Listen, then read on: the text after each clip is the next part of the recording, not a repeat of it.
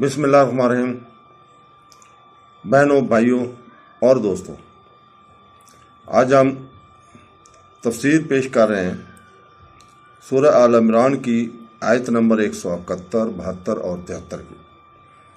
171 میں اللہ تعالیٰ فرماتا ہے، جس کا ترجمہ ہے، وہ اللہ کی نعمت اور فضل پر خوشیاں منا رہے ہیں اور اس بات پر کہ اللہ ایمان والوں کا اجر ضائع نہیں فرمائے گا۔ تو دوستو، اس آیت میں شہداء اللہ تعالیٰ کے فضل اور اس کی نعمت پر خوشیاں مناتے ہیں اور ان کے ہر زخم کے بدلے اللہ تعالیٰ کی رحمت کی بارشیں ان پر نازل ہوتی ہیں۔ تو دوستو، شہداء کے 6 فضائل ہیں۔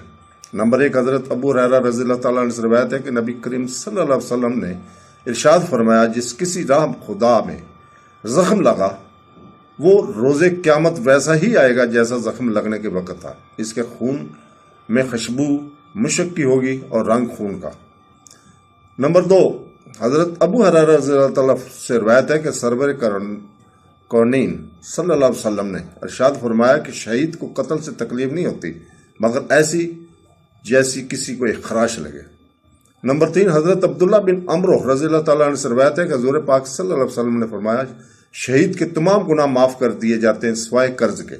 نمبر 4، حضرت انس بن مالک رضی اللہ تعالیٰ عنہ سے روایت ہے کہ حضور پاک صلی اللہ علیہ وسلم نے ارشاد فرمایا کہ جنت میں جانے کے بعد شہید یہ تمنا کرے گا کہ مجھے دوبارہ دنیا میں بھیج دیا جائے اور 10 بار اللہ کے راستے میں قتل کیا جاؤں۔ نمبر 5، ابو ہریرہ رضی اللہ تعالیٰ سے روایت ہے کہ حضور پاک صلی اللہ علیہ وسلم نے ارشاد فرمایا، اس ذات کی قسم جس کے قبضہ قدرت میں میری جان ہے، میری یہ تمنا ہے کہ میں اللہ تعالیٰ کے راستے میں جہاد کروں، پھر شہید کیا جاؤں، پھر جہاد کروں، پھر شہید کیا جاؤں، پھر جہاد کروں، پھر شہید کیا جاؤں۔ نمبر 6، حضرت اسلم بن رضی اللہ تعالیٰ عنہ فرماتے ہیں، حضرت عمر فاروق صلی اللہ علیہ وسلم نے یہ دعا مانگی جس کا ترجمہ ہے، اے اللہ، مجھے اپنی راہ میں شہادت عطا فرما اور مجھے اپنے رسول صلی اللہ علیہ وسلم کے شہر میں وفات نصیب فرما۔